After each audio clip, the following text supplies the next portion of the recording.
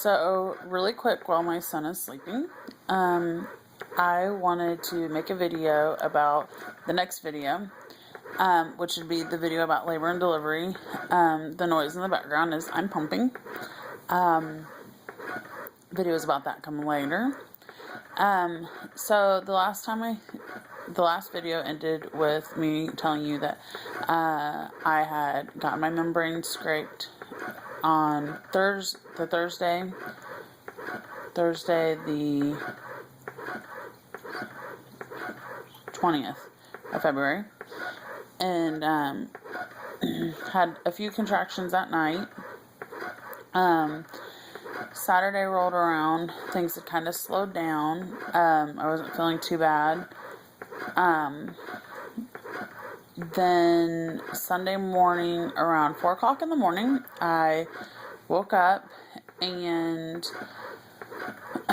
was having these really crazy waves of really bad period cramps. But they never really stopped. So it was like they would get really, really intense, and then they would lessen a lot. And it just kind of went in waves like that. At 4:30, I woke up my husband and told him what was going on. And he asked me if I wanted to call our doula.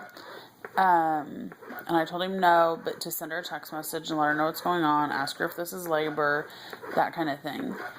She confirmed that she thought I was in labor, and things were going to start progressing. So I called her at, I think, 7. I had my husband call her. And I talked to her for a couple minutes, as well as I could. It was getting really bad. She got there, and she had asked if I thought that I would subconsciously slow things down because she was there, like with the angst that I have to get something done. I didn't feel that way at all. She showed up. Things didn't really slow down, but I started being able to relax better between contractions, and so she went and got us something to eat. The only thing that sounded good to me was McDonald's, and so she went and got me McDonald's, and at 11:11 we were pulling out of our driveway to head to the hospital. And the doula asked me, what I thought we should do, and I said, I think we need to go to the hospital. So it was getting really, really intense, really, really painful. I just could not handle it anymore. And I was like, we have to be getting somewhere. So we left for the hospital. Went there.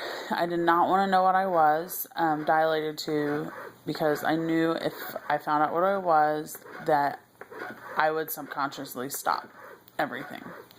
So I was like, nope, I want to keep progressing. I don't want to know where I'm at. So, called my mom. My mom showed up. My dad was 2 hours away, so he started heading this direction. And my mom showed up at the hospital. We got there, and they're like, you don't want to know what you're at, but we're discharging you. And we're not going to admit you. We're going to send you on home. I think we'll probably see you back tonight, but, this is when you need to come in, all this other stuff. We had not talked to the doctor because we had tried to call the doctor, and the doctor was not returning our phone call. It had been a while, so we just went ahead and went. We left there, and she said go walking, have sex, which we had done the day before, so it could have ignited all of this. I have no idea. So we decided to go for a walk because there was no way I was having sex.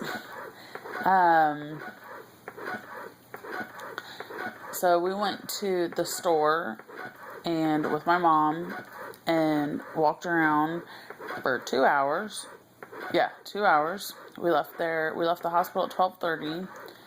Left Meyer at 2:30.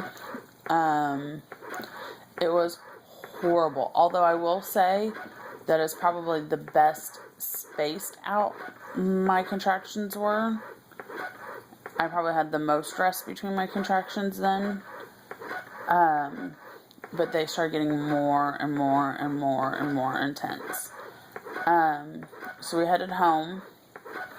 I begged to head home. And then my husband said, no, let's go look at one more thing. I was ready to strangle him. So we finally get home. I actually made him pull over on the way home because he kept hitting bumps and I couldn't handle it. And so we got home, and we were home for 4 more hours. No, we were home until 8:30. 8:23 is when we left the house the second time. Around 7 o'clock, my water broke. I had no idea what was going on. My family has a history of not having natural water break. So I was contracting in my bedroom and kind of felt something weird. So I went to the restroom and I had stuff in my underwear, and I was like, okay. So I went back to the bedroom and I was like, I think my water broke, but I'm not sure if there's just stuff in my underwear. I don't know what's going on. So my mom started freaking out. My husband called the doula because she had gone on and gone home. My husband called the doula, and the doula said, just wait it out until you guys are ready to go in. And so we waited it out, obviously another hour and a half, and I started feeling like I had to go to the restroom, have a bowel movement, and I kept feeling damp, and so I knew something was up. So we decided at 8:23 we left for the hospital again. By the way, I found out later that the first time I went in the hospital, I was only dilated 1 centimeter. Went back in the second time, told them the same thing. I do not want to know what I'm dilated at. They never even put me on the monitor or anything. They couldn't get a hold of the doctor again. And so the nurse was like, that's it, I'm making the executive decision, we're admitting her. So they admitted me because they had decided that my water hadn't broke.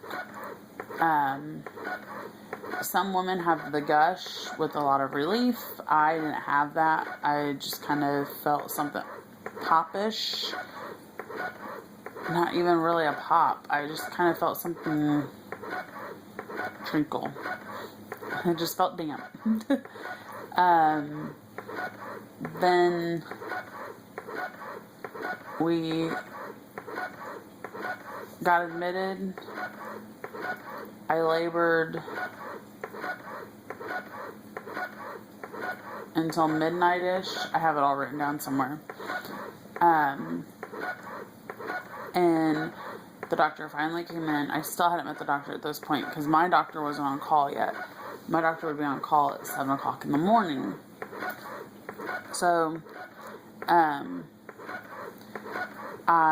doctor came in. He said that he wanted to check me. I told him I did not want to know what I was at.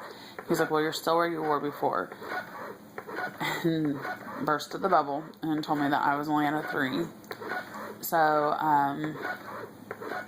I was like, okay, I didn't want to know, but alright, whatever. And he was like, you're eventually going to have to find out. You're in labor. This is what's going on. it did not slow me down. We decided to go ahead and have him check my water to make sure it had actually broke. And so he broke the rest of it because there wasn't much left. Nothing really happened until, like a minute or so later, and then I started feeling the gush of everything come out. But they said that was just the after effect. That wasn't really from my water being broke. I didn't really understand that, but okay. So we're going to stop there, and I'll make another video of the rest of it. Part 2. I'll see y'all later. Bye.